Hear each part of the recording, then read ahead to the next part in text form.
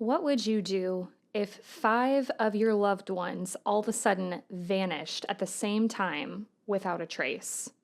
Well, that's exactly what happened in the 1970s in Yuba City, California.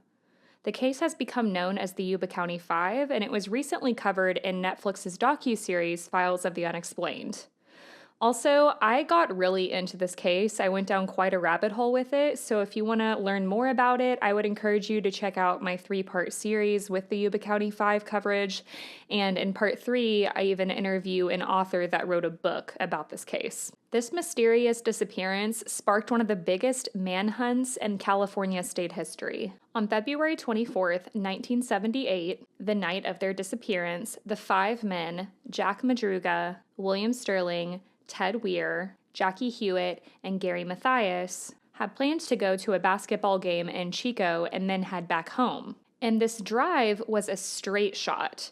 The driver, Jack Madruga, had also made this drive before without any issue. But for whatever reason, several days after the men disappeared, police would end up finding Jack Madruga's car abandoned in the Plumas National Forest. This was especially eerie because this was 1 hour in the wrong direction and it was in the complete wilderness. And unfortunately, according to many of the family members, authorities did not really take this case as seriously as they should have. And some have said that this may be because they attributed the men's mild intellectual disabilities to how they worked on this case. Some of the men had lower IQs, one of them had been diagnosed with schizophrenia, one of them had a speech disorder, and a few of them were possibly on the autism spectrum. So eventually an investigation does ensue, but despite searching far and wide throughout California and throughout the Plumas National Forest for these men, months would go by before anything really significant would happen. So one day in June 1978, a family was out riding their motorcycles through the Plumas, just taking a joyride as a family. They came up on this area called Rogers Cow Camp, and they noticed a very strong smell of death. So they stopped their motorcycles, pulled over near these trailers, and saw that one of the trailers had a broken window.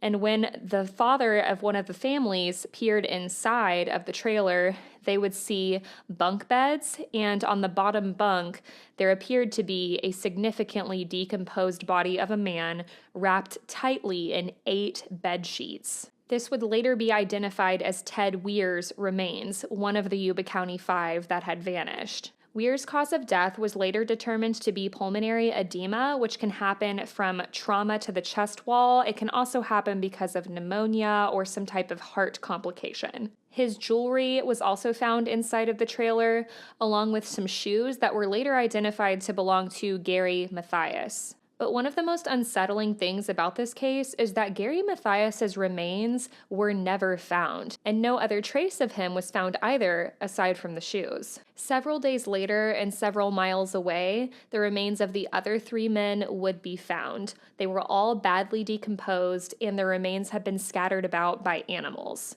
This would be Jackie Hewitt, Jack Madruga, and Bill Sterling. It would also later be determined, and you can't find this in a lot of sources, but I did confirm this with Tony Wright, the author of the Yuba County 5 book that I read for this. Jack Madruga's ribs were actually broken ante-mortem. So people have speculated this could have been from him falling while he was up in the mountains, or it could have been from foul play. And a lot of people have a tendency to just look at this case quickly and think, oh, these 5 young men were out for a joyride, it went wrong, and they just succumbed to the elements.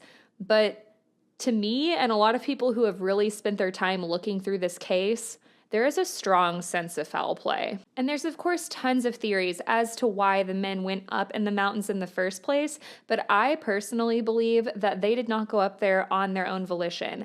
I think someone either scared them up there, or they were trying to help someone and took a detour up there for whoever they were trying to help, and then things went wrong. There was a ton of snow up there. It was dark, it was below freezing temperatures, and the men all were looking forward to their basketball tournament the next day that they were going to compete in because they were all on a team together known as the Gateway Gators. It has been alleged that there was a confession letter left in one of the family's mailboxes years later, written by a man who allegedly confessed to being responsible for what happened to the 5 men. But no one has ever been charged with what happened. And like I said, this story is super in depth. It's crazy. If you want to learn more, check out episodes 75 through 77 of Perplexity, a mystery podcast on YouTube or wherever you get your podcasts.